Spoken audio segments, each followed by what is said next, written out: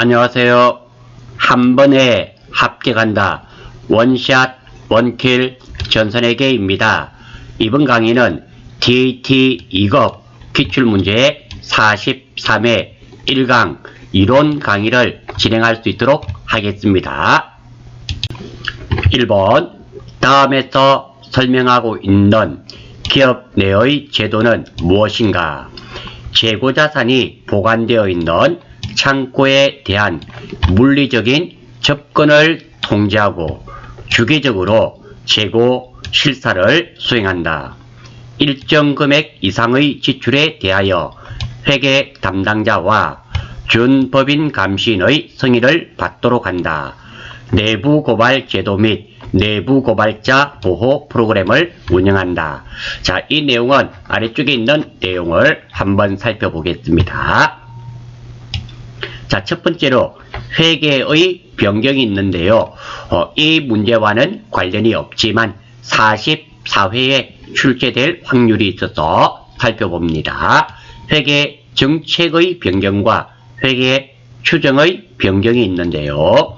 회계 정책의 변경은 재무제표의 작성과 보고에 적용하던 회계 정책을 다른 회계 정책으로 바꾸는 것을 의미하게 되며 큰 개념입니다.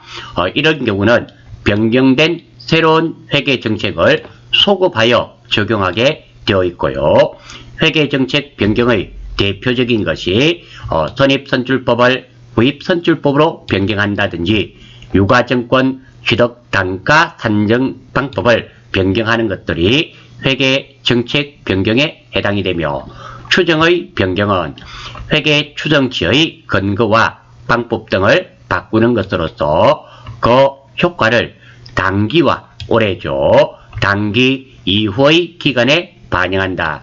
그러니까 정책이 바뀌게 되면 지난 것도 바꾸게 되지만 추정이 바뀌게 되면 현재와 미래가 바뀐단 말입니다. 그리고 회계 정책의 변경에 의한 누적 효과를 먼저 계산하며 회계 추정의 변경 효과를 점진적으로 적용합니다. 대표적인 예가 대손 추정률을 변경한다든지 내용 연수를 변경한다든지 감가상각 방법의 변경으로서 정률법을 정액법으로 한다든지 재고자산의 진부화 등이 회계 추정의 변경에 된다는 거, 이거 시험에 충분히 출제될 수 있는 부분이오니 힘드시더라도 익혀주시기를 바랍니다. 그리고 문제와 관련된 내용입니다. 내부 통제 제도가 있습니다. 국내외에서 대규모 분식회계 사건, 분식회계란 말은 회계에 화장을 입힌다. 즉 우리 사람도 화장을 하잖아요. 그래서 까막딱지 같은 거 없애가지고 예쁘게 보이게 하듯이 회계에도 분식 화장을 한다. 예쁘게 보이겠단 말이죠. 사실은 회계 분식 회계란 말보다는 회계 부정이 더 정확한 말이 될 텐데요. 아름답게 꾸며서 이렇게 표현을 하고 있습니다.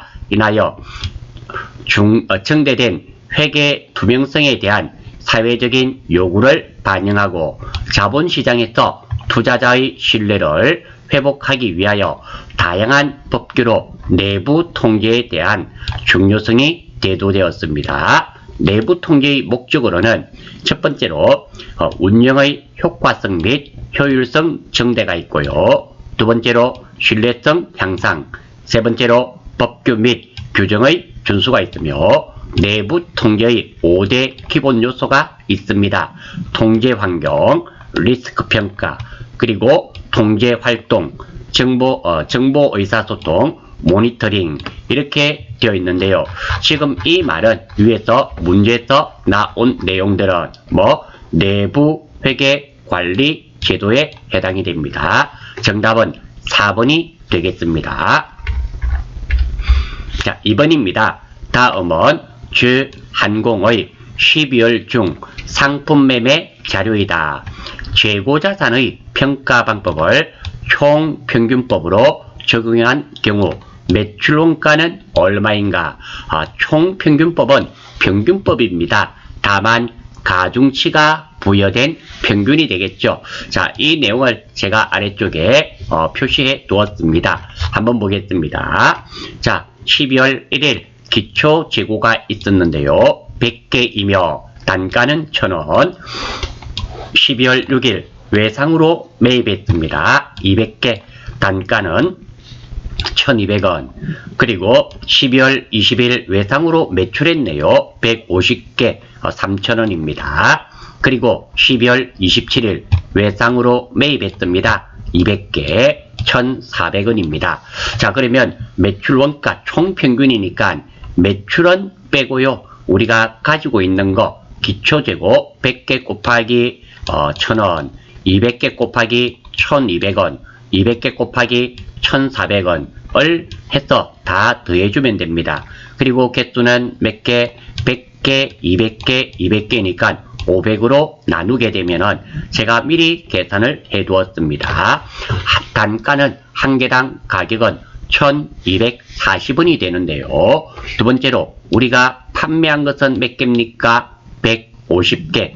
따라서 매출 원가는 1,240원 곱하기 150원을 해서 18만 6천원이 정답이 됩니다. 이 문제에서 핵심은 총평균법이죠. 이 자료를 보고 단가 한 개당 가격, 총평균 가격을 구하는 문제가 되겠습니다. 정답은 3번 18만 6천원이 되겠습니다. 3번 한번 보겠습니다. 다음 자료는 특정 무형자산과 관련하여 지출한 금액이다. 이를 토대로 무형자산의 취득 원가를 계산하면, 자, 취득 원가에 관련된 말이네요. 취득 원가 한번 살펴보겠습니다. 취득 원가, 우리 회계나 이런 데서 가장 중요한 말 중에 하나죠. 자산 매입에 소요된 금액을 취득 원가라며 역사적 원가라고도 하고, 매입 자산의 매입 대가에다 취득에 소요되는 부대 비용을 포함하는 것이 일반적입니다. 이 부대 비용에는 매입 수수료라든지 운반비, 하역비, 설치비, 시운전비, 등기 비용 등이 있다라는 거 알아주시고요. 두 번째로 무형자산의 특징입니다. 내부적으로 창출한 영업권은 무형자산으로 인식하지 않습니다. 돈을 지급하고 구입한 영업권만 무형자산으로 인식합니다. 무형자산의 최대 상각기간은 20년을 초과할 수 없습니다. 무형자산의 상각 후 잔존 가치는 0원입니다. 무형자산의 상각 방법은 합리적이고 체계적인 방법이 있다면 해당 상각 방법을 선택하고 없을 때는 정액법을 사용합니다. 그리고 무형자산 중 연구 단계와 개발 단계를 구분할 수 없는 경우의 지출은 모두 연구 단계에서 발생한 것으로 봅니다. 연구 단계에서 발생한 지출은 경상 연구 개발비가 되고 개발 단계에서 지출은 개발비가 된다라는 거 알아주시고요. 자, 문제 한번 보겠습니다. 취득원가. 첫 번째, 무형자산 취득 시 지급한 금액 200만원 당연히 포함되어야 됩니다. 두 번째, 자산을 사용 가능한 상태로 만드는데 발생한 전문가 수수료, 이것도 자산을 사용하기 위해서 들어간 비용이니까 부대 비용으로서 포함되어야 됩니다. 자산이 적절하게 기능을 발휘하는지 검사하는 데 발생한 비용 20만원, 이것도 역시 사용하기 위해서 취득에 포함되는 부대 비용이 됩니다.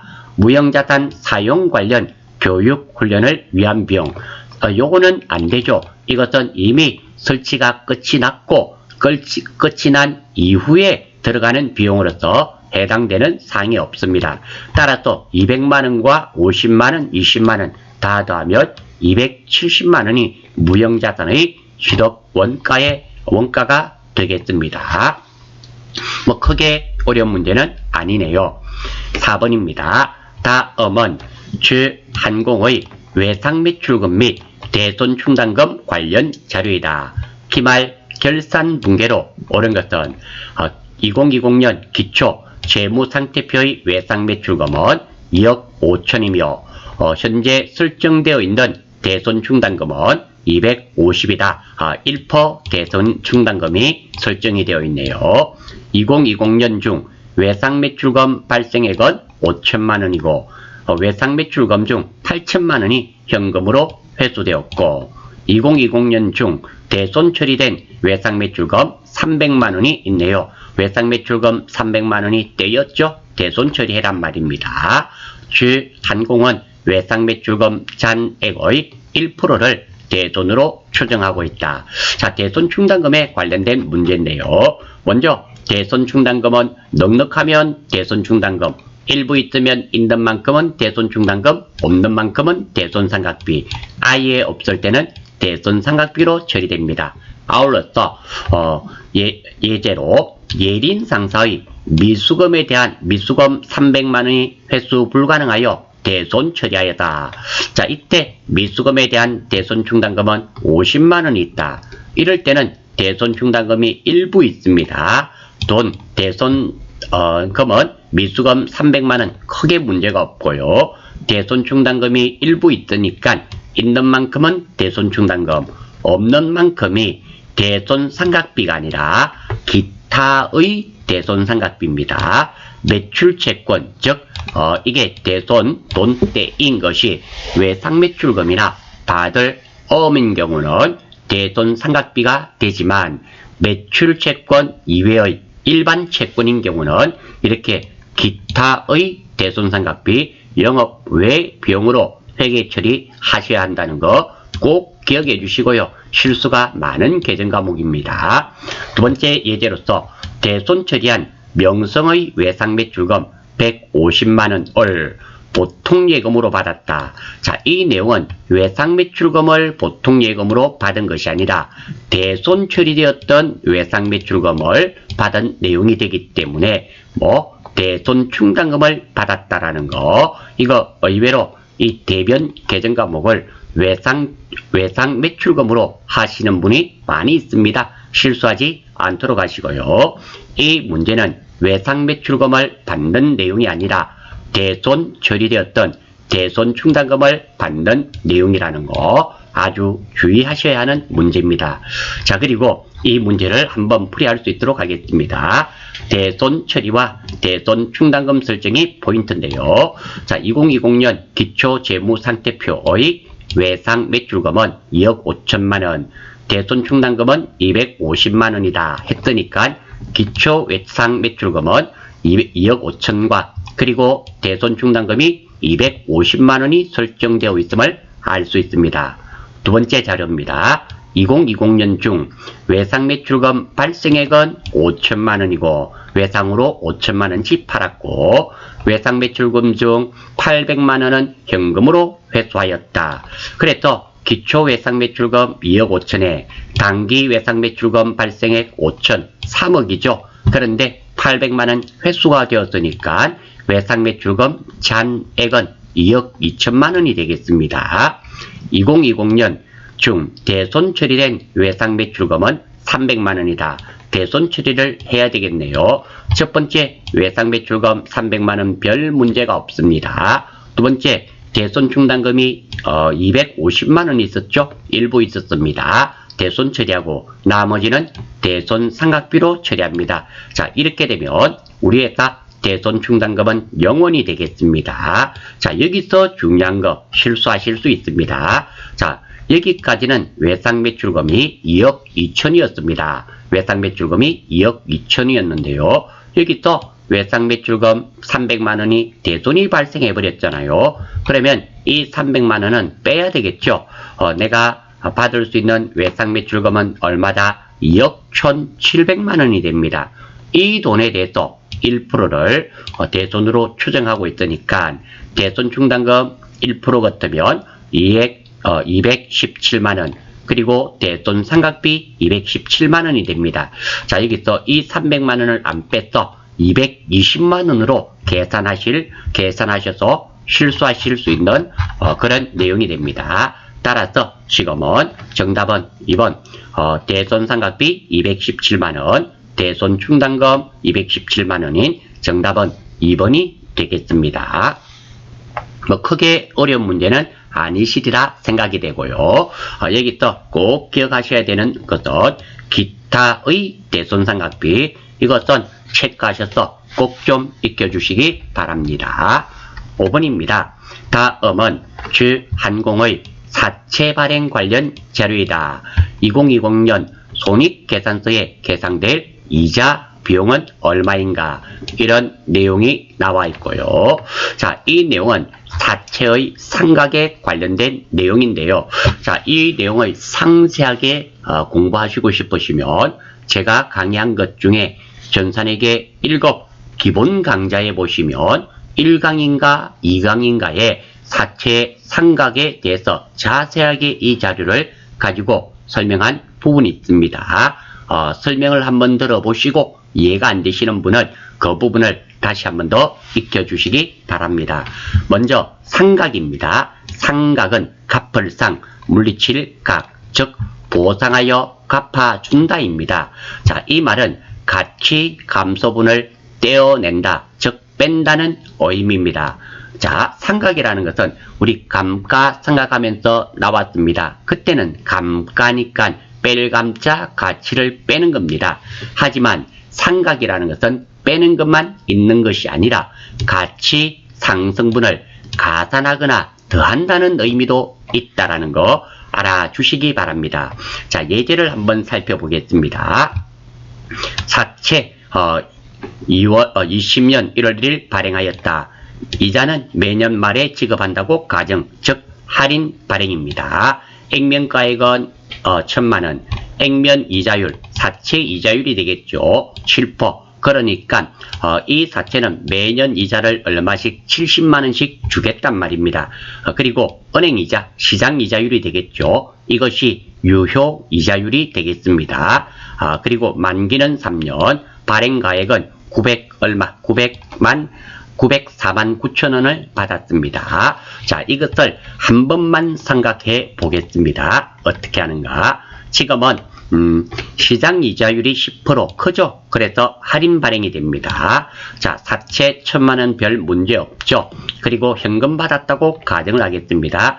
904만 9천원이 됩니다. 그리고 차변 대변 돈이 안 받죠? 할인 발행했습니다. 사채 할인 발행 차금이 95만 1000원이 됩니다. 이렇게 해서 사채가 발행되고요. 주로 시험에는 여기까지 실무에서는 나옵니다. 그리고 장부가액은 받은 금액이 되겠죠. 904만 9천원이 되는데요. 상각을 통해서 이 장부가액이 매년 상각을 통해서 증가되어서 3년 뒤에는 100만원이 됩니다. 지금의 상각은 어떻게 된다? 상각을 하면 가치를 더해서 100만원이 됩니다. 우리가 상각을 하면 뺀다라고만 생각하는데요. 결코 그렇지 않습니다. 이렇게 가치 상승분을 더하는 것도 상각에 해당된다는 거 알아주시고요. 사채 할인 발행의 차금의 상각은 12월 31일부터 이자를 지급할 때부터 상각이 이루어집니다. 자, 아래쪽에 한번 보겠습니다. 자, 이것이 상각이 이루어지는 거죠. 자, 여기까지는 되었고요. 이 장부가액이 상각을 통해서 점점 증가됩니다. 출발 한번 해보겠습니다. 현금 70만원 주는 거 크게 문제 없죠. 자, 이제 이자 비용을 따집니다. 이자는 유효 이자율입니다. 어떻게? 사채의 장부가액 곱하기 시장 이자율 10%였죠. 곱하면 90만 4,900원이 됩니다. 돈 계산은 제가 미리 정확하게 해두었습니다. 그래서 이자 비용이 90만 4,900원이 되고요. 차변과 대변 돈이 안 맞죠? 얼마만큼? 20만 4,900원이 맞지 않습니다. 이것이 사채 할인 발행 차금이 상각이 이루어진다. 즉 없어진단 말입니다. 자, 여기 보시면 95만 1000원이었죠. 이것이 대변에 옴으로써 상각이 이루어지게 되고요. 두 번째입니다. 사채 할인 발행 차금은 이자 비용이 있었죠. 90만 4,900원에서 현금 70만원 준 거 있죠. 그래서 20만 4,900원이 사채 할인 발행 차금이 되고요. 두 번째, 장부가액은 기초장부가액에서 사채 할인 발행 차금 상가액을 더해야 됩니다. 더하면 925만 3,900원이 되겠죠. 이렇게 장부가액이 상가액 20만 4,900원이죠. 더해서 이렇게 상가액만큼 장부가액이 증가된다라는 겁니다. 그리고 다음 해차에는 또 이 상가액이 더 증가되겠죠. 이렇게 3년 동안 상각을 통해서 이 사채 할인 발행 차금을 95만 전원이 다 상각이 이루어지면 3년째는 장부가액이 1,000만 원이 된다라는 거 기억해 주시면 좋겠습니다. 다시 한 번 더 보겠습니다. 첫 번째, 내가 지급하는 돈은 무조건 사채 액면가 곱하기 무엇이 된다? 액면 이자율입니다. 70만 원 주는 거 아무런 문제 없습니다. 두 번째, 이자는 유효 이자율입니다. 어떤 거? 장부가액 곱하기 시장이자가 됩니다. 장부가액 곱하기 시장이자. 이만큼이 이자 비용으로 인식이 됩니다. 그러면 돈이 맞지 않습니까? 그 차액만큼이 뭐? 사채 할인 발행 차금으로 되고, 이 사채 할인 발행 차금이 장부가액과 더해져서 새로운 장부가액이 만들어지며, 자, 2021년도에는 어떻게 될까 생각만 해보겠습니다. 먼저 대변에 현금 70만 원 주는 거 문제 없겠죠. 두 번째, 이자 비용은 어떻게 계산이 될까요? 925만 3,900원 곱하기 얼마? 10%가 됩니다. 그것이 이자 비용이 되고, 그리고 그 돈에서 현금 70만 원을 뺀 금액이 사채 할인 발행 차금으로서 상각이 이루어지게 된다는 거 알아주시면 좋겠습니다. 두 번째입니다. 이번에는 이것이 나왔지만 다음에 사채의 조기 상환, 상환에 대해서 한번 살펴보겠습니다. 할증 발행도 있고요. 할인 발행도 있는데요. 참고로 지금 하는 부분은 사채 부분으로서 조금 이론 중에서도 조금 어려운 부분입니다. 많은 학생들이 힘들어하는 부분이고요. 두 번째로 도저히 모르시겠거든 하나 넘기시는 것, 찍으시는 것도 그렇게 나쁜 것은 아닙니다. 그런데 우리가 프로가 되려면 알아주시는 게 원칙적으로 맞죠. 저는 선생입니다. 선생 입장에서 찍으라 이런 말 할 수 없죠. 내 능력 밖이라면 찍는 것도 나쁜 것은 아니다. 이렇게 말씀드리고요. 자, 방금은 사채의 상각을 봤고요. 지금은 사채의 상환입니다. 상환인데 조기 일찍 갚아주는 거예요. 사채를 5년짜리를 발행했는데 3년 만에 갚고 2년 만에 다 갚아주는 경우가 있을 수 있죠. 조기 상환인데 할증 발행의 경우입니다. 자, 첫 번째, 액면가 5천만 원인 사채 3천만 원을 보통예금 3,082만 원으로 조기에 상환하였다. 갚아줬단 말이죠. 5천만 원 중에서 뭐 3천만 원을 갚아줬는데 이자까지 포함해서 이만큼 갚아줬네요. 상환일 현재 사채에 대한 사채 할증 발행 차금은 126만 원이다. 가정이 되어 있습니다. 일단 보통예금 나간 것은 아무런 문제 없죠. 자, 이게 차변 부분이 문제가 있습니다. 어렵습니다. 첫 번째, 사채 갚아준 돈은 얼마입니까? 3천만 원. 그래서 여기까지는 크게 문제가 없습니다. 이 두 부분을 우리가 알아야 되는데요. 첫 번째입니다. 사채 5천만 원 중 3천만 원을 상환함으로 우리 사채 할증 발행 차금이 있었죠. 126만 원. 이것에 126만 원에 5분의 3입니다. 60%. 왜? 전체 5천만 원에서 3천만 원이니까 60%가 되겠죠. 그래서 126만 원의 60%인 75만 6천 원이 상계 처리되고 잔액 6만 4천 원이 사채 상환 손실로 계상됩니다. 자, 여기 한번 볼게요. 자, 여기까지는 문제가 없었습니다. 두 번째입니다. 82만 원이 차익이 생겼잖아요. 이 중에서 사채 할증 발행 차금이 75만 6천 원으로 표시가 되어 있는데요. 그 이유는 사채 할증 발행 차금의 126만 원의 60%입니다. 60%가 75만 6천 원이거든요. 이것이 상계 처리되고, 그리고 나머지 잔액 있죠. 6만 4천 원입니다. 빼면은 82만 원에서 75만 6천 원을 빼면은 6만 4천 원이 일찍 갚아주면서 손해본 사채 상환 손실이 된다. 이런 의미가 됩니다. 좀 어렵죠? 아니, 많이 어렵죠? 두 번째입니다. 아래쪽에 예제 한번 볼게요. 상환일 현재 사채에 대한 사채 할증 발행 차금이 200만원이 있다고 가정을 하겠습니다. 똑같은 문제에서 첫 번째 사채 3천만원 보통예금 여기까지는 똑같죠. 두 번째입니다. 자, 80 얼마? 2만원의 차익이 생겼는데요. 이번에는 200만원의 60%가 얼마가 됩니까? 120만원입니다. 120만원이 사채 할증 발행 차금으로 상각이 이루어집니다. 그러면 여기는 3,120만원이 되고 여기는 3,080만원이니까 차액이 생기죠. 38만원의 차액이 발생되는데요. 이것이 사채 상환이익, 즉 빨리 갚아서 이익 본 내용이 됩니다. 자, 이게 조금 어려우신가요? 그렇다면 이번에 할인 발행된 경우를 살펴보겠습니다. 자, 똑같은 거예요. 개념이. 사채 액면가액 3천만원인 사채 중 1,500만원을 절반이죠. 보통 예금 1,280만원으로 조기에 상환하다. 자, 지금은 할인 발행되었던 겁니다. 사채 상환일 현재 사채에 대한 사채 할인 발행 차금 잔액은 500만원이었다고 가정을 하겠습니다. 첫 번째입니다. 자, 사채 1,500만원을 보통 예금으로 갚았습니다. 여기까지는 조금 전에와 똑같죠? 아무런 문제가 없습니다. 차액이 생겼잖아요. 자, 사채 할인 발행 차금을 잔액을 상각을 시키는데요. 지금 사채 3천만원 중 1,500만원을 상환함으로 사채 할인 발행 차금이 얼마입니까? 500만원이었는데 그 중에 50%죠? 50%인 250만원이 상계 처리됩니다. 그래서 사채 할인 발행 차금 250만원이 상계 처리되고요. 그리고 잔액 있죠? 요거 두 개 더하면 1,430만원이 되지 않습니까? 맞나요? 200이니까 1,430만원. 돈이 안 맞네요.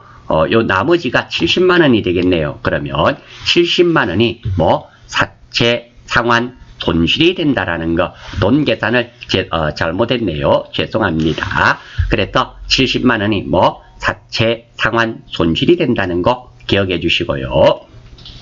요거 제가 더하기를 잘못했습니다. 죄송합니다. 자, 더하기는 여러분들이 충분히 이해해 주시리라고 생각합니다. 못난 선생 만나서 계산을 잘못했어요. 두 번째입니다. 똑같은 문제에서 사채 상환일 현재 사채에 대한 사채 할인 발행 차금 잔액이 400만원이다 라고 했을 때 어떻게 되는가 봐요. 자, 윗부분 똑같습니다. 사채 1,500만원을 갚아주고 보통 예금 1,280만원, 여기까지 문제가 없습니다. 두 번째입니다. 자, 이번에는 얼마가 상각이 이루어져야 됩니까? 400만원에 50%죠. 50%니까 200만원이 됩니다. 200만원이 되고요. 그러면 사채 할인 발행 차금이 얼마? 200만원 깎아주고요. 그리고 대변의 금액이 1,480만원이잖아요. 1,480만원이니까 사채 상환 이익이 1,500만원 이렇게 되네요. 요거 계산이 맞았네요. 아이고 죄송합니다. 자, 요게 1,530만원이죠. 1,530만원 맞았네요. 제가 계산을 미리 한번 다 해봤었는데 풀이하면서 약간 더하기 빼기 혼란이 있은 거 죄송합니다. 자, 이렇게 사채를 조기에 상환하는 내용, 즉 사채 상환 이익 그리고 사채 상환 손실 이런 것들 우리가 좀 알아주시고 이것이 실무시험으로 충분히 출제될 수 있는 부분이오니 잘 좀 기억해 주시기를 바랍니다. 자, 알아주시고 이 부분 제가 돈 계산하면서 방금 풀이하면서 조금 실수가 있었습니다. 죄송합니다. 1,530만원 맞네요. 맞는데 제가 실수를 했습니다. 죄송합니다. 자, 이 문제 한번 볼게요. 그리고 이 문제입니다. 자, 이 내용을 알면 쉽게 풀어집니다. 자, 2020년 1월 1일 액면금액 1,000만원을 매년 말 이자 지급하고 만기는 3년 조건으로 904만 9천원에 발행하였다. 발행일의 시장 이자율 10%이며 유효 이자율이 10%이며 액면 이자율은 7%다. 그러니까 이 부분에 해당이 되겠죠. 이 부분에 해당이 됩니다. 자, 어떻게? 자, 현금 이자지는 12월 말 때 현금 77%니까 현금 70만 원 줬습니다. 두 번째, 이자 비용은 사채 장부가액 곱하기 이자율이 되겠죠. 장부가액 904만 9천 원에서 10% 포함하면 90만 4,900원이 이자 비용이 되며, 그리고 상각이 일어납니다. 사채 할인 발행 차감은 20만 4,900원이 되겠죠. 그런데 이 문제에서 물어본 것은 계상될 이자 비용만 물어봤네요. 상각액에 대해서는 묻지를 않았습니다. 정답은 3번이 되겠네요. 자, 이 문제는 이 문제만을 본다면 쉽다 어렵다 조금 난이도가 있는 문제이면은 틀림이 없습니다. 자, 우리는 이 문제뿐만 아니라 이렇게 사채의 조기 상환이죠. 할증 발행, 할인 발행 이 부분에 대해서도 함께 기억해 주시면 정말 감사하겠습니다. 6번 다음은 주한공이 정부 보조금을 수령하여 취득한 기계장치 관련 자료이다. 2020년 기말 재무상태표에 계상될 기계장치의 장부 금액은 취득 원가에서 감가상각 누계액을 빼는 거죠. 빼는 겁니다. 아울러서 정부 보조금 거의 매번 출제된다라고 생각하시면 됩니다. 이런 문제뿐만 아니라 실무에서도 출제가 됩니다. 자, 2020년 1월 1일 기계장치를 취득했고요. 원가는 500만 원인데 회사 부담분 400만 원, 정부 보조금 100만 원을 받았네요. 내용 연수는 5년이며 잔존가치는 0원, 정액법으로 감가상각을 하라 그러네요. 우리 TAT에서는 이 구입 연도도 중요합니다. 1년치만 하면 되겠습니다. 자, 정부 보조금 처리 보겠습니다. 첫 번째 두 가지가 있는데요. 상환 의무가 있는 경우에는 차입금으로 처리합니다. 예를 보겠습니다. 중소벤처기업으로부터 2억 상환일 3년 후를 저금리로 보조받아 보통예금에 입금하였다. 보통예금 2억 문제였고요. 상환일이 3년 이후니까 이렇게 장기 차입금으로 처리합니다. 1번 같은 경우는 잘 출제는 안 되죠. 그래도 혹시나 싶어서 한번 정리해 두었습니다. 두 번째입니다. 정부 보조금 처리입니다. 자, 첫 번째입니다. 상환 의무가 없는 거죠. 없는 정부 보조금입니다. 첫 번째, 중소벤처기업으로부터 상환 의무가 없는 기계 매입 자금 100만 원을 지원받아서 보통예금 계좌에 입금하였다. 보통예금 100만 원 들어오는 거 문제없죠. 대변이 정부 보조금입니다. 정부 보조금 100만 원이 되는데요. 이 계정가복 코드는 보통예금이 103번이고 정부 보조금은 꼭 104번을 선택하셔야 됩니다. 103번 더하기 1 보통예금에서 차감하는 계정입니다. 즉 다시 말해서 보통예금에 100만 원이 들어와 있기는 있지만 정부 보조금으로서 내 돈이 아니다. 이렇게 생각하시면 됩니다. 두 번째입니다. 기계장치 500만 원에 매입하고 대금은 보통예금에 이체하다. 자, 단 보통예금 계좌에는 정부 보조금 100만 원이 있다. 앞에서 100만 원 받았었잖아요. 자, 일단 한번 보겠습니다. 기계장치 500만 원 들어오는 거 문제없죠. 두 번째, 보통예금에서 500만 원 나갔습니다. 문제가 없습니다. 다음, 여기서 보통예금 중에서 100만 원 정부 보조금에서 차감한 거 있죠? 이것이 없어져야 됩니다. 상계 처리가 되겠죠? 상계 처리가 되고, 다음, 대변에도 새로운 정부 보조금이 만들어집니다. 기계장치에서 차감하는 계정 과목입니다. 100만원, 즉 기계장치 500만원 중에서 100만원은 정부 보조금입니다. 순수한 내 기계장치 금액은 얼마이다? 400만원이란 뜻이 되겠죠. 다음, 결산일 기계장치 내용연수 5년 잔존가치 0원에 대해서 정액법 감가상각 하겠습니다. 감가상각은 본인 것 따로 정부 보조금 따로 하면 됩니다. 자, 먼저 기계장치 내게 금액이 얼마였습니까? 400만원 나누기 잔존가액은 0원이었으니까 5를 하면은 얼마? 5, 8, 40 80만원이 기계장치 감가상각이 일어나고요. 두 번째입니다. 정부 보조금 20만 원은 또 생각해야 되겠죠. 이유는 정부 보조금이 100만 원입니다. 나누기 얼마? 5를 하면은 20만 원이 되겠죠. 기계장치에서 차감하는 것도 상각이 이루어집니다. 이렇게 5년 동안 상각을 통해서 기계장치도 정부 보조금에서 차감하게 되어 있습니다. 물론 감가상각 누계액은 100만 원입니다. 자, 이렇게 되는데요. 가장 간단하게 지금은 기계장치의 장부 금액을 물어봤습니다. 자, 일단 기계장치 내 돈은 얼마입니까? 400만 원입니다. 400만 원이고, 그리고 감가상각 5년이었으니까 감가상각비가 얼마? 80만 원. 1년치만 되니까 감가상각 누계액도 80만 원이네요. 그러면 400만 원에서 80만 원을 빼면 얼마가 된다? 320만 원.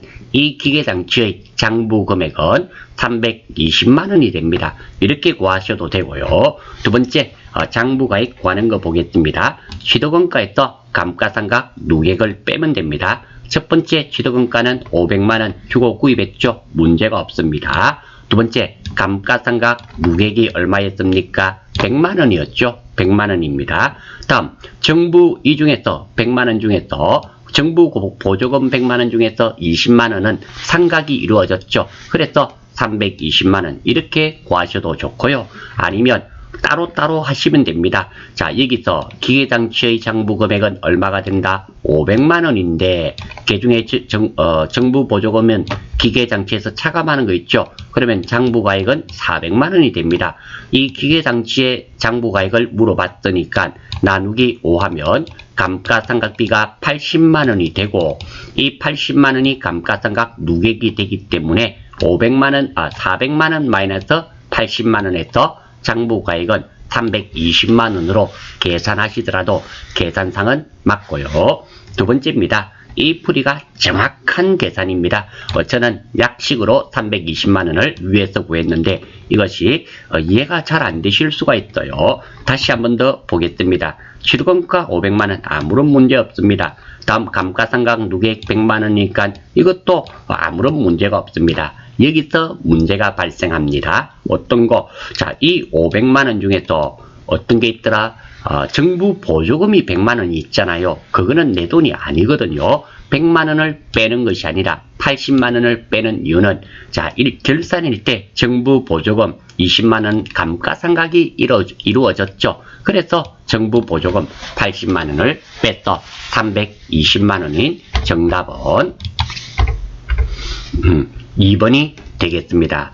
조금 난이도가 있는 그런 문제이오니 곰곰이 한번 생각해 보실 수 있도록 하십시오. 그리고 방금 했던 이 정부 보조금 처리되는 방법 중요한 내용입니다. 별도 무려 5개 꼭 좀 익혀주시기를 바랍니다.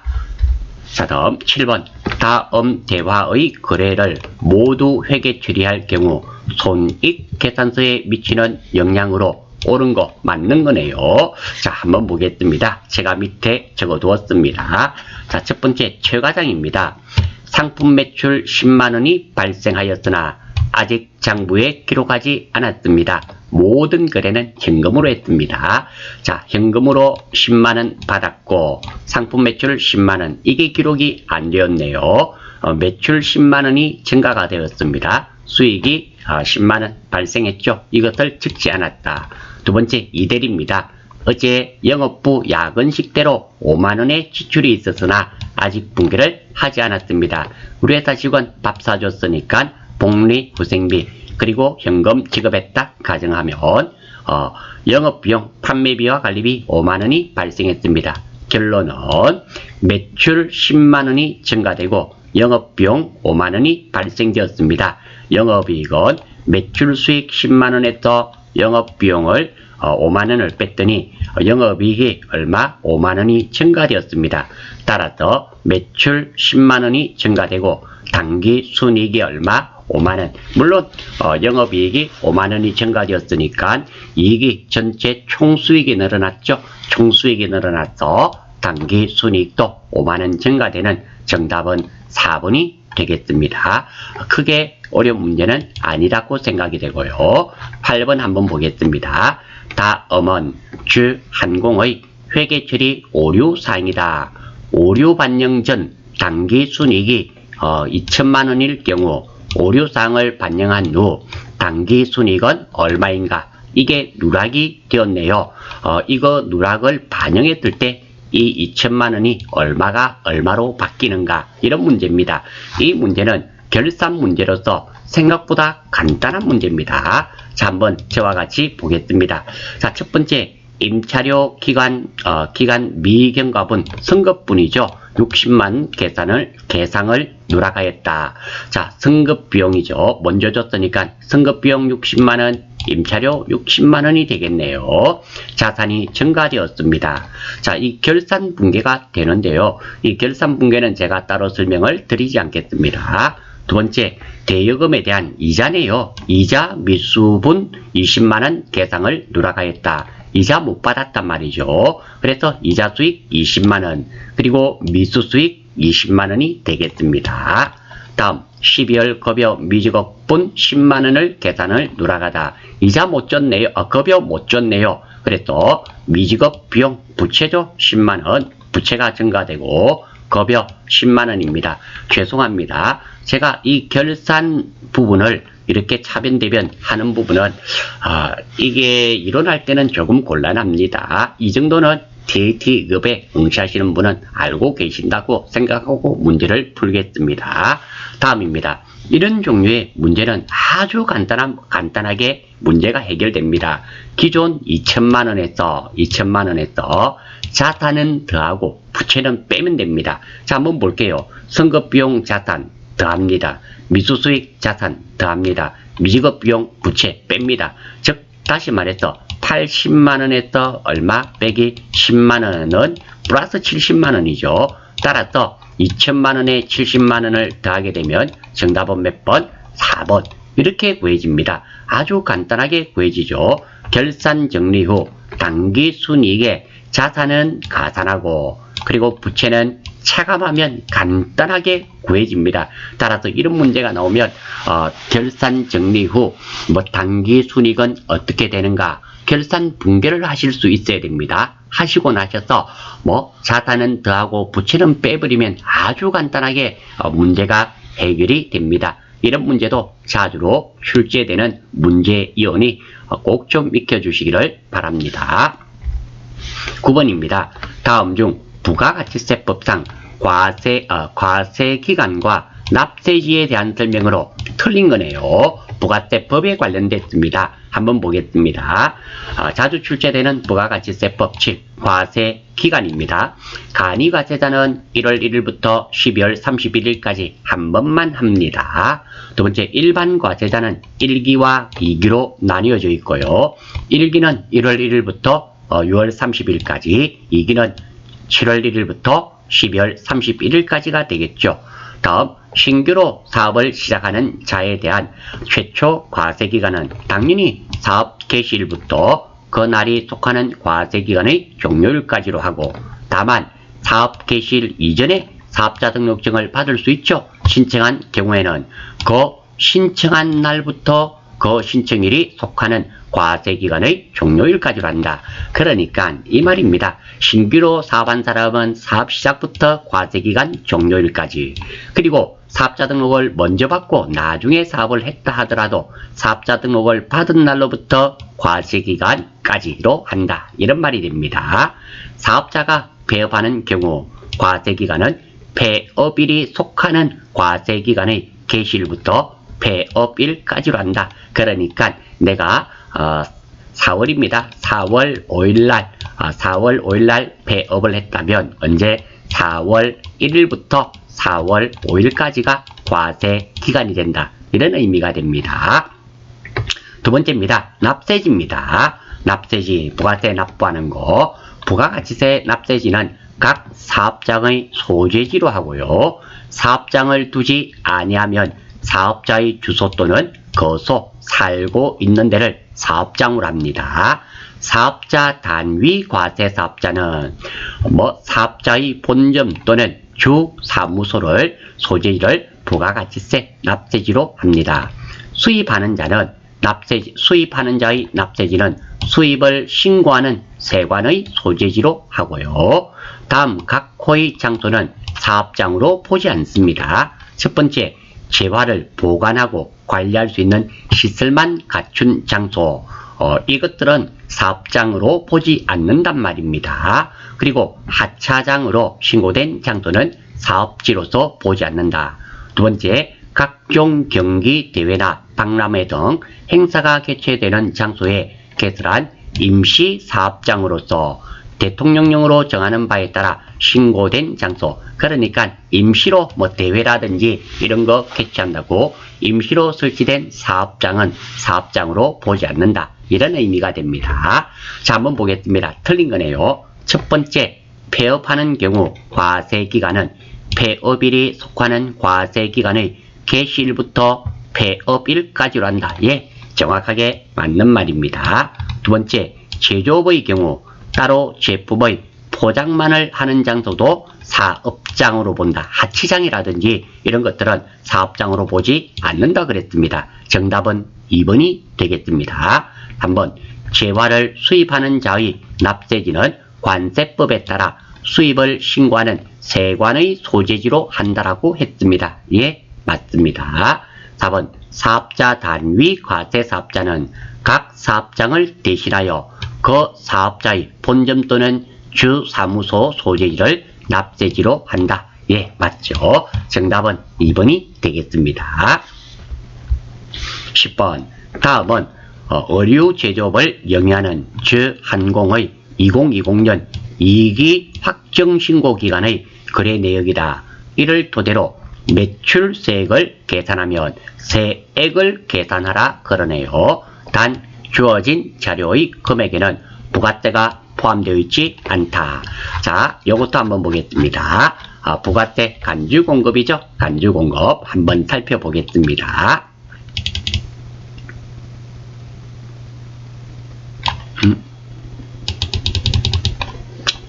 자, 재화의 간주 공급했다 치고 부가세를 납부해야 됩니다. 특징입니다.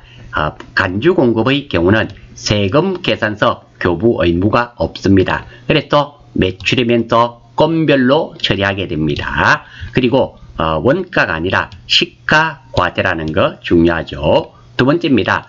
최초 매입 시 매입세액을 공제받았던 재화만이 간주 공급 대상입니다. 즉 내가 매입할 때 매입세액을 공제받지 않았습니다. 이런 경우는 간주 공급에 해당되지 않는다. 이런 의미가 됩니다. 자가 공급, 면세 사업에 사용됐다든지 비영업용 소형 승용차와 그 유지를 위한 재화, 그리고 개인적인 공급, 사업상 정려, 그리고 배업 시 잔존 재화, 이런 것들은 간주 공급에 해당이 되는데요. 예외로서 거래처에 견본품으로 제공하는 경우, 견본품 줘야지만 사업이 잘 될 수 있죠. 이런 경우는 재화의 공급으로 보지 않습니다. 무상으로 준 것만 재화의 공급인데요. 단지 견본품은 무상으로 줬다 하더라도 견본을 주고 좋다 나쁘다 이렇게 되어야 되지 않습니까? 선물로 무상으로 준 것과 견본품으로 준 것은 전혀 의미가 다르죠. 견본품으로 준 것은 재화의 공급으로 보지 않습니다.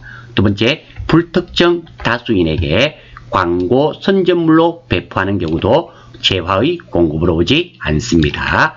이재민 구호 물품에 기부한 것도 재화의 공급으로 보지 않습니다. 자, 한번 보겠습니다. 이 중에서 먼저 매출 대상이 되는 거 보겠습니다. 국내 매출액 당연히 과세 대상이죠. 내국 신용장에 의한 공급한 재화의 매출, 신용장 나왔죠. 신용장, 구매 확인서, 영세율 세금 계산서, 이것도 과세 표준에 해당이 되지만 부가세가 없는 거죠.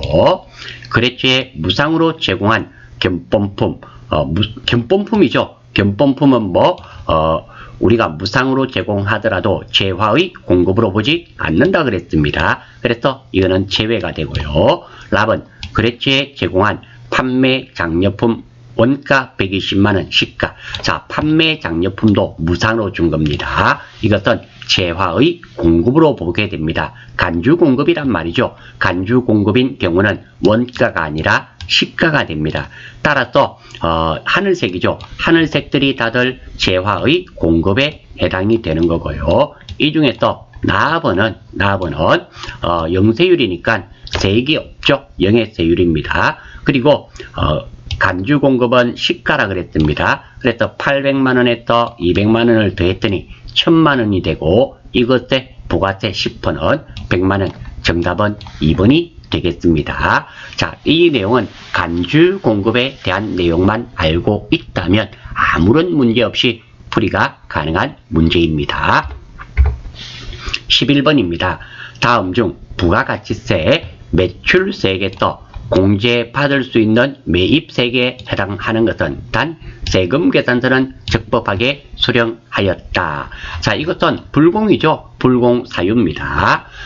불공, 매입 시 부가세를 납부하였지만 매출세액에서 공제받지 못하는 것으로서 토지구입에 따른 부대매입세, 기부금, 접대비 관련, KTX 항공권, 택시 요금 매입세, 승용차 구입과 임차 및 유지에 관한 매입세 단 1000cc 미만 승용차는 공제가 되며 여기서 승용차는 8인승입니다. 8인승 이하의 일반 승용차, 즉 9인승은 불공사유가 아니다. 이런 말이 됩니다. 이륜차 있죠. 오토바이 125cc 초과 이륜자동차, 그리고 개인적 용도 구입 매입세, 사업과 직접 관련이 없는 지출 매입세, 면세 사업 등에 관련된 매입세, 사업자 등록을 신청하기 전의 매입세, 물론 20일까지는 해줍니다. 왜? 사업자 등록은 사업 개시일로부터 20일 이내에 발급받으면 되기 때문에 20일까지는 해줍니다. 불공이라도 세금 계산서를 교부받은 거래는 매입 매출 전표에 입력해야 되지만 나머지란 말은 카드나 현금 영수증으로 교부받은 거래는 일반 전표에 입력해야 됩니다. 의외로 이것을 잘 놓칩니다. 자, 이 내용을 안다는 가정하에 매입세 공제하는 거, 거래처 체육대회 시 정정한 물품의 매입세, 접대비죠. 불공사유에 해당되네요. 주차장 조성을 위한 정지비 관련 매입세, 정지란 말은 발을 정자, 땅짓자, 땅을 평평하게 펴는 작업을 말합니다. 토지 구입에 대한 부대 매입세액이 되겠죠. 불공사유에 해당됩니다. 당해 과세기간에 매입하였으나 과세기간 말 현재 사용하지 않은 원재료의 매입세액, 원재료는 매입세액 공제되죠. 당해에 사용되지 않았다 하더라도 공제가 됩니다. 요즘 코로나로 원재료 소비가 줄어들 수밖에 없겠죠. 이런 경우 있습니다. 하지만 원재료는 매입세액 공제가 됩니다. 업무용 승용차 배기량이 얼마입니까? 3000cc, 1000cc 미만이면 매입세액 공제가 되는데 3000cc니까 불공사유에 해당되네요. 두 번째입니다. 사업용 승용차는 매입세액 공제가 됩니다. 업무용과 요게 사업용은 다른 거예요. 영업용도 불공입니다. 사업용이란 말은 어떤 뜻이냐면 이 차를 가지고 직접 매출이 일어나는 업을 말하는 겁니다. 가장 대표적인 게 택시죠. 택시 회사에서 택시 매입은 매입세액 공제가 됩니다. 왜? 그 택시가 사업에 직접적으로 사용이 되기 때문입니다. 그 택시로 매출이 발생하잖아요. 그런 것은 매입세액이 공제가 되는 경우에 해당됩니다. 그래서 이게 간혹 가다가 잘은 안 나와요. 간혹 가다가 사업용 승용차라면 이것은 매입세액이 공제된다는 거. 업무용, 영업용 이런 것은 안 됩니다. 업무용, 영업용이란 말과 사업용은 다르다는 거. 이거 체크하셔서 넘어가시기를 바랍니다. 오해하셔서는 안 됩니다. 여러분들 실기시험에도 나오는데요. 실기 문제 사업용 승용차는 거의 나올 수가 없죠. 왜? 우리 회사가 제조 및 판매를 하는 회사인데 택시업이 아니라는 거죠. 그래서 사업용은 잘 안 나오고요. 그리고 이론에는 충분히 나올 수 있는 부분이오니 혼돈하지 마시기를 바랍니다. 다시 한 번 더 업무용과 영업용 이런 것들은 매입세액 공제 아닙니다. 불공에 해당되고요. 사업용, 여기서 사업용이란 말은 그 차를 가지고 매출을 발생시키는 택시업이 가장 대표적인 예가 되며 이런 차는 매입세액 당연히 공제가 됩니다. 아무튼 이 문제의 정답은 3번이 되겠네요. 12번 다음 중 소득세법상 과세 대상 근로소득에 해당하는 것은 그러니까 보기 4개 중에서 3개가 비과세고 1개가 과세란 말이죠. 자, 먼저 비과세하는 근로소득이 있는데요. 이 내용과 이 내용은 실기시험에 출제되는 내용이오니 꼭 좀 익혀 주셔야만 됩니다. 그리고 이번 시간에는 자, 비과세하는 근로소득 두 번째 부분입니다. 자, 놓치기 쉬운 부분들만 살펴보겠습니다. 선원의 성선수당은 월 20만원, 국내 조업이 되겠죠. 그리고 국외 근로소득 급여 중 월 100만원까지 비과세고요. 외항선언 선박, 그리고 국외 건설 근로자 급여 중 월 300만원, 그러니까 외화를 벌어들이는 업종이죠. 업종인데 사무직은 얼마? 월 100만원이고요. 건설 노동자와 외항 선언 있죠. 이 사람들은 월 300만원까지 됩니다. 그리고 교육법에 의한 학교의 공락금, 수업료, 수강료 등의 학자금, 물론 장학금도 표시가 됩니다. 그리고 직무 발명 보상금 중에서 500만원까지 비과세, 우리가 직무를 수행하다가 회사에 엄청난 이익이 발생할 수 있는 이런 발명을 했는 보상금은 500만원까지 비과세고요. 500만원 초과분은 과세가 됩니다. 장애급여, 유족급여, 실업급여, 그리고 고용보험법에 따른 육아휴직급여, 이런 것들은 다 비과세입니다. 이 중에서 출산 보육수당 비과세 요건입니다. 세부적으로 살펴보겠습니다. 첫 번째, 근로자 또는 배우자의 출산, 맞벌이 부부의 육아수당은 각각 10만원씩 비과세됩니다. 그러니까 이런 말이 됩니다. 두 분이 결혼을 해서 애를 하나 놓았습니다. 그러면 남편도 그렇고 아내도 그렇고 각각 10만원씩 비과세된다, 이런 의미가 됩니다. 두 번째, 만 6세 이하의 자녀와 관련하여 받는 급여, 그리고 만 6세 이하의 자녀를 2인 둔 경우 자녀 수에 관계없이 월 10만원입니다. 그러니까 결혼을 했고 그리고 자녀가 둘이가 있습니다. 아들 하나, 딸 하나, 이렇게 둘이 있다고 20만원이 되는 것이 아니라 10만원씩 둘 다 근로자인 경우 10만원씩 비과세된다, 이런 말입니다. 즉 자녀 수와는 관련이 없다, 이런 의미가 돼요. 동일한 직장에서 맞벌이하는 근로자 각각 월 10만원 비과세합니다. 그러니까 한 명이든 두 명이든 근로자 둘이가 결혼을 해서 애를 놓았는데 같은 직장에 다니고 있어요. 역시 남편분도 10만원, 아내분도 10만원, 이렇게 각각 받는다, 이런 의미가 됩니다. 자, 다음 이 내용을 알고 문제 한번 보겠습니다. 첫 번째, 다음 중 과세 근로소득이죠. 법인세법에 따라 상여로 처분된 금액, 상여는 우리 보너스라 그러죠. 보너스라고 하지만 실제로는 정확한 명칭은 상여급여입니다. 과세 대상이죠. 따라서 답은 1번입니다. 급여입니다. 상여도. 대학에 재학하는 대학생이 근로의 대가로 받는 교육기본법에 따른 장학금, 우리 흔히들 근로장학생이라 그러죠. 거기에 받는 근로를 학교에서 공부하면서 학교에 도서관 청소를 한다든지 학교를 청소한다든지 이러면서 근로장학금을 받는 경우가 있습니다. 이것은 비과세가 돼요. 6세 이하의 자녀 보육과 관련하여 받는 급여로서 월 10만원 이내의 금액 비과세죠. 건강보험법에 따라 사용자가 부담하는 부담금, 이것도 역시 비과세고, 사용자가 부담하는 이란 말은 회사가 부담하는 것을 의미하게 됩니다. 따라서 정답은 1번이 되겠습니다. 자, 13번입니다. 다음은 근로소득자인 김진주씨 여성, 우리가 근로소득에 관련됐을 때는 여성인 경우는 좀 신경을 써야 됩니다. 부녀자 공제가 있기 때문에 2020년 12월 31일 현재 생계를 같이 하는 부양가족 현황이다. 김진수 씨가 연말정산 시 적용받을 수 있는 인적 공제액을 계산하면 얼마인가? 자, 한번 살펴보겠습니다. 자, 인적 공제죠. 본인 공제, 우리 인적 공제는 기본 공제가 150만원입니다. 1인당 150만원이고요. 근로자 본인은 기본적으로 150만원 공제가 되어야 되며, 부양가족입니다. 배우자는 연간 소득금액 합계액이 100만원 이하이어야 됩니다. 즉, 소득 제한은 있고 배우자는 나이 제한이 없습니다. 부양가족 공제입니다. 생계를 같이 해야 되고요. 연간 소득금액이 100만원 이하이어야 됩니다. 연간 소득이 아니라 연간 소득 금액입니다.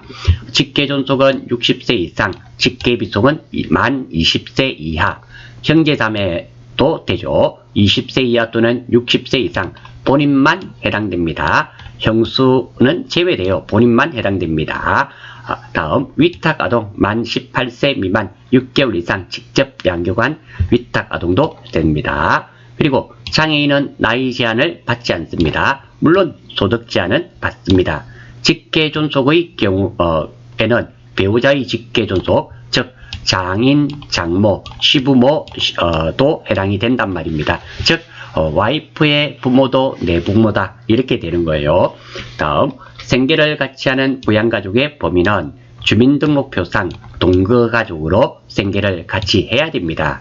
아울러서 기타 소득은 분리과세 선택이 가능하고요. 복권당첨금은 무조건 분리과세, 일용근로소득도 분리과세, 총급여는 500만원 이하까지 된다는 거 알아주시고요. 그리고 인적 추가공제입니다. 경로 우대공제 1명당 100만원, 기본공제 대상자가 70세 이상인 경우 장애인 공제는 200만원입니다. 국가유공자도 해당되고요. 항시 치료를 요하는 중증질환자를 포함하고 있습니다. 부녀자 공제입니다. 종합소득금액이 3천만원 이하이고요. 그리고 배우자가 있으면 누구나 공제됩니다. 50만원. 배우자가 있는 경우는 누구나 되고요. 물론 소득이 3천만원 이하라는 가정하에, 그리고 배우자가 없는 여성인 경우에는 기본공제 대상 부양가족이 있는 세대주 조건이 까다롭죠. 한부모 공제도 됩니다. 해당 거주자가 배우자가 없는 사람으로서 기본공제 대상자인 직계비속 또는 입양자가 있는 경우에 해당되고요. 단 부녀자 공제와 중복될 경우 한부모 공제만 됩니다. 원칙적으로 공제는 중복공제가 안 돼요. 하지만 의료비는 중복공제가 되죠. 예외적입니다. 그리고 부양가족 공제시 소득 유무 판단 기준입니다. 사업소득과 양도소득은 연간 소득금액이 100만원 초과되면 안됩니다. 합산 계산입니다. 금융소득은 이자소득과 배당소득이 연 2천만원이 초과되면 안됩니다. 즉 다시 말해서 1900만원을 받았다. 이자소득과 배당소득, 분리과세가 가능합니다. 근로소득은 총급액이 500만원 초과되면 안됩니다. 일용 근로소득은 분리과세예요. 연금소득은 연금 수령액이 연 1200만원이 초과되면 안되는, 자, 여기에 해당되면 기본공제 대상자가 안된단 말입니다. 그리고 기타 소득금액은 선택적 분리과세입니다. 그러니까 종합과세를 해도 되고 유리하면 분리과세를 해도 되고 유리한 쪽으로 한단 말입니다.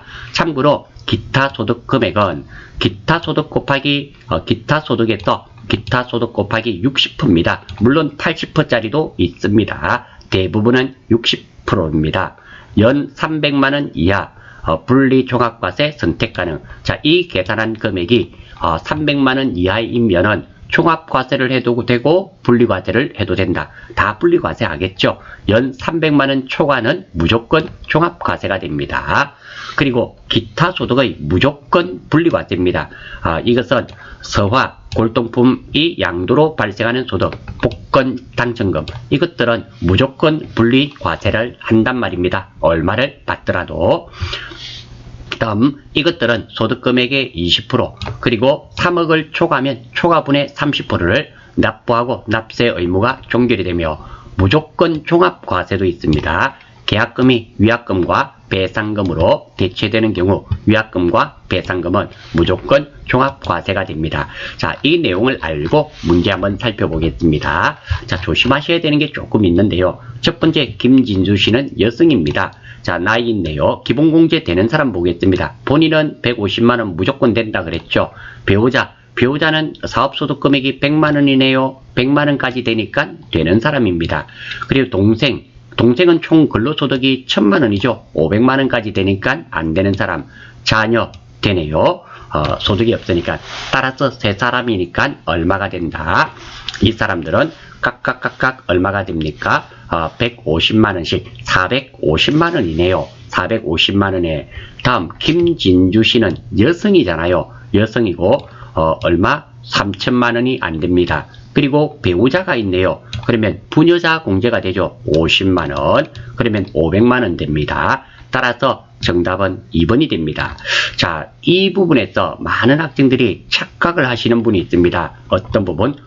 선생님, 정태범이 9살짜리 자녀 150만원에 자녀 공제 되지 않습니까? 15만원이 어디 갔습니까? 라고 생각하실 수도 있습니다.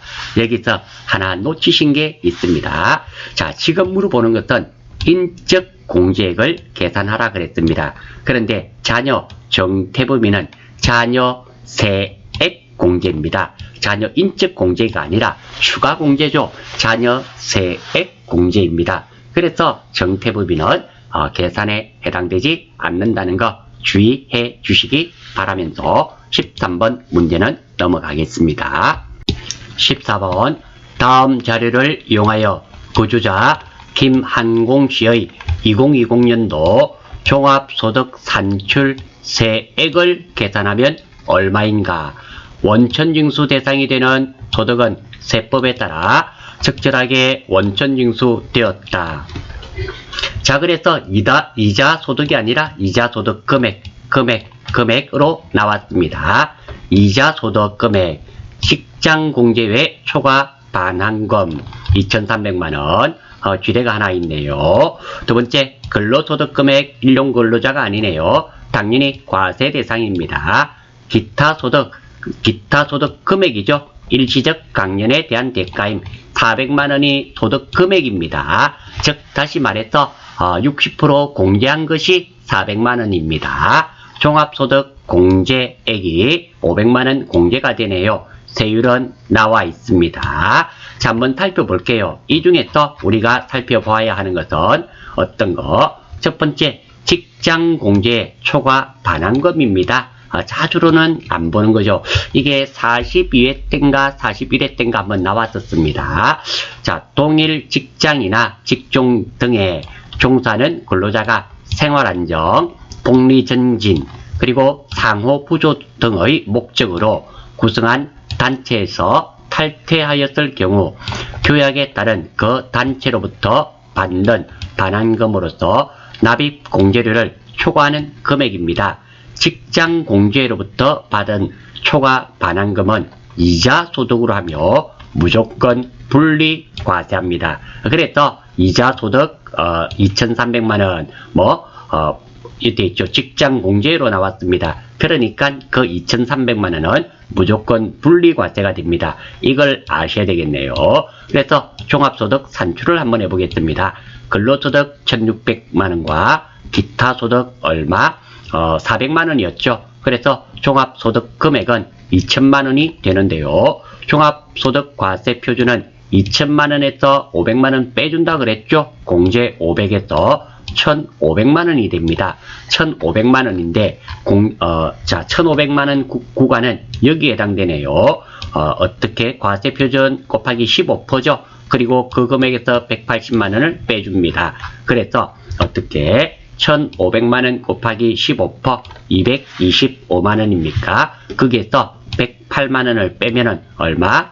117만원이 되겠네요. 정답은 1번이 되겠습니다. 이 문제는 포인트가 어디에 있다? 이 이자 소득인데요. 이 이자 소득 중에서 직장 공제 외 초과 반환금 이 2,300만원은 무조건 분리 과세입니다. 따라서 우리 계산에서는 포함되어서는 안 된다는 것이 이 문제의 핵심이 되겠습니다. 자, 그리고 부양가족 소득 공제 유무 한 번 더 적어봤습니다. 중요하기 때문입니다. 15번 마지막 문제네요. 다음 중 소득세법상 소득 공제 대상 신용카드 금액에 해당하는 것은, 자, 신용카드 소득 공제에 해당되는 거, 자, 신용카드 특별세 공제죠. 신용카드 소득 공제입니다. 공제 대상은 소득 제한은 있고 나이 제한은 없습니다. 누구? 생계를 같이 하는 직계 비속 및 배우자에 한해서 직계 좀비속에 대해서, 그리고 배우자, 즉 다시 말해서 형제 자매가 사용한 금액은 안 되고 회사 경비로 사용한 금액도 안 됩니다. 공제 대상에서 제외되는 거 한번 볼게요. 국외에서 신용카드 등을 사용한 금액, 그리고 취득세 또는 등록세에 관련된 등록 면허세가 부과되는 재산의 구입비용, 자동차 구입비용, 상품권 등 유가증권의 구입비용, 자동차 임차료도 되지 않습니다. 다만 중고 자동차는 구입금액의 10%가 공제됩니다. 그리고 국세, 지방세, 전기, 수도, 가스, 아파트 관리비 및 고속도로 통행료 되지 않습니다. 그리고 신용카드와 중복 공제되는 것이 있습니다. 원칙적으로 공제는 중복이 안 되는데요. 한번 볼게요. 보장성 보험료 기부금은 세액 공제는 가능하지만 신용카드 공제가 이중공제가 안 된단 말입니다.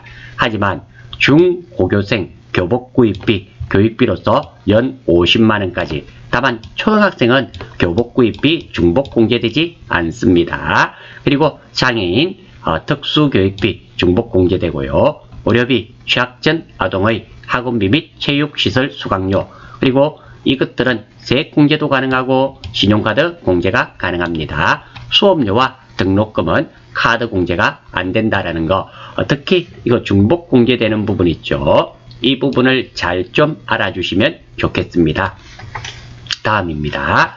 자, 특별세액 공제 두 번째인데요.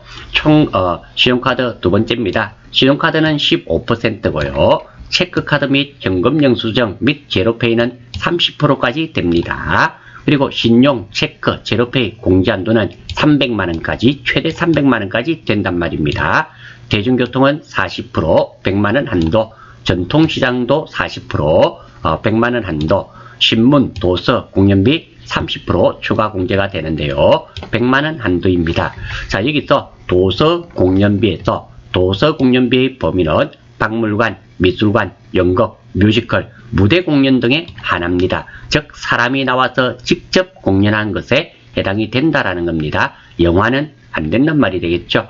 그리고 급여는 700만원 이하에만 해당이 되고요. 사업소득자는 도서공연비 공제 대상에서 제외됩니다. 자, 이 내용을 아시고, 자, 문제 다시 한번 볼게요. 자, 여기서 신용카드 금액에 해당되는 겁니다. 취학 전 아동의 학원 수강료는 교육비와 중복 공제가 되죠. 따라서 답은 1번입니다. 정부에 납부하는 국세 안 된다 그랬습니다. 월세세액 공제를 받은 월세액 이중공제는 안 된다 그랬습니다. 상품권 등 유가증권 구입비 안 된다 그랬죠. 따라서 이것들은 안 되고요. 정답은 1번이 되겠습니다. 자, 이름으로써 43회 기출문제 풀이는 마무리하겠고요. 혹시 궁금한 사항이나 질문 사항이 있으면 영상 아래에 글을 올려주십시오.